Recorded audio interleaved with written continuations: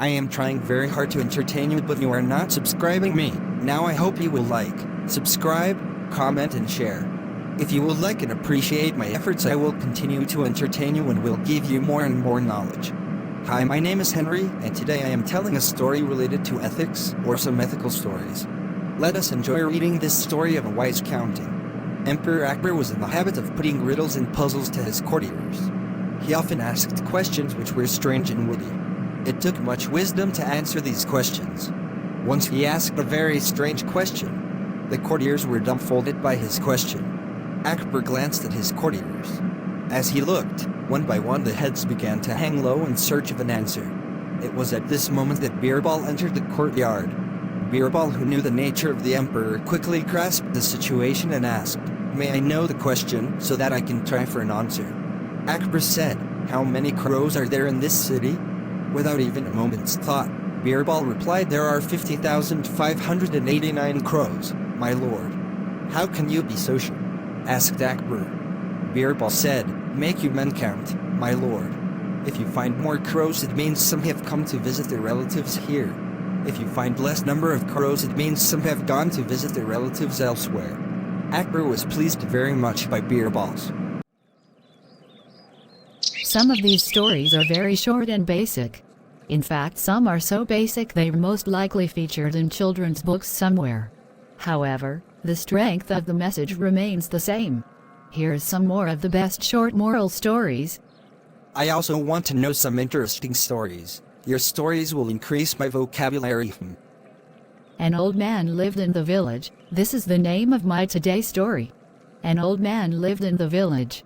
He was one of the most unfortunate people in the world. The whole village was tired of him. He was always gloomy, he constantly complained and was always in a bad mood. The longer he lived, the more vile he was becoming and the more poisonous were his words. People avoided him, because his misfortune became contagious.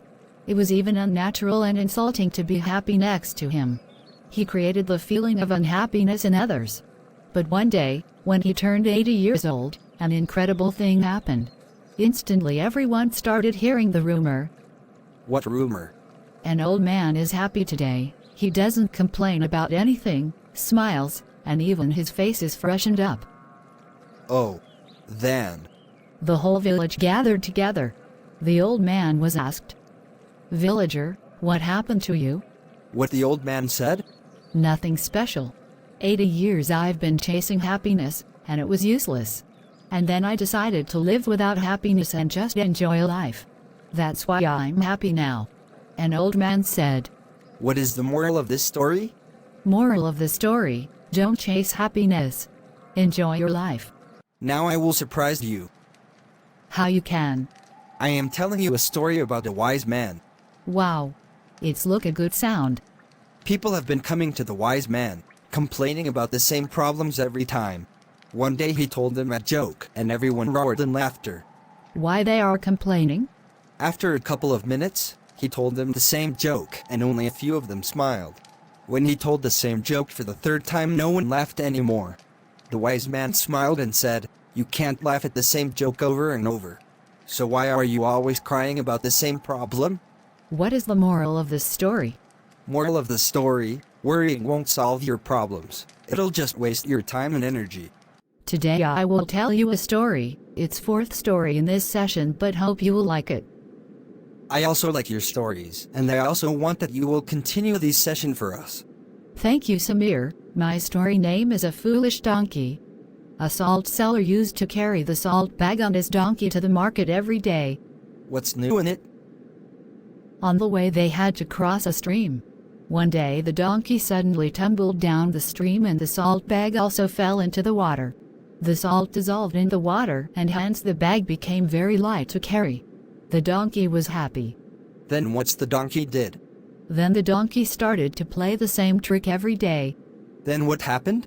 The salt seller came to understand the trick and decided to teach a lesson to it. The next day he loaded a cotton bag on the donkey. Cotton? Why? Again it played the same trick, hoping that the cotton bag would still become lighter. But the dampened cotton became very heavy to carry and the donkey suffered.